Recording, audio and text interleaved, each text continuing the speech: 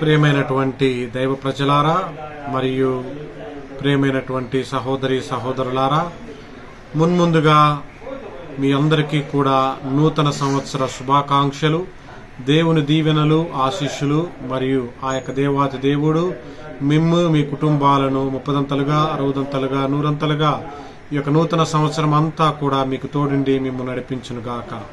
ప్రియమైనటువంటి సహోదరి సహోదరులారా, ఈ యొక్క నూతన సంవత్సరంలోనికి మనం అడుగుపెట్టి ఉన్నాము. అనగా గతించిన కాలము, గతించిన జీవితము, గతించినటువంటి రోజులు ఇవి మాత్రమే కాదు. నూతన సంవత్సరం అనగా మన యొక్క పాత జీవితాన్ని విడిచిపెట్టాలి. అనగా అది మనలో ఉన్నటువంటి కల్మషము కావచ్చు, మనలో ఉన్నటువంటి అసూయ కావచ్చు, మనలో ఉన్నటువంటి ద్వేషము కావచ్చు, మరి ఇంకేదైనా కావచ్చు. ఈ యొక్క నూతన సంవత్సరంలో అటువంటివన్నీ కూడా తొలగించి వేసి మంచితనము, దయ, కనికరము, జాలి అనేటువంటి సుగుణాలను మనము అలవర్చుకొని ఈ యొక్క నూతన సంవత్సరంలోనికి అడుగు పెట్టాలి. తద్వారా ఈ యొక్క నూతన సంవత్సరము మనకు, మన కుటుంబాలకు, మన యొక్క పిల్లలకు దీవెనకరంగా ఉంటుంది.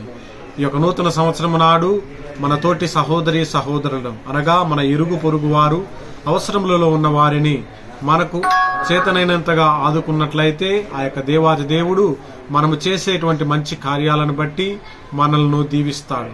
అటువంటి మంచి కార్యాలను చేయటానికి మనం ఎల్లవేళలా ఒకరినొకరు అర్థం చేసుకొని ఒకరి పట్ల ఒకరము ప్రేమ, సహోదర భావం, ఐక్యత కలిగి జీవించుదాం. మరొకసారి మీ అందరికీ నూతన సంవత్సర శుభాకాంక్షలు.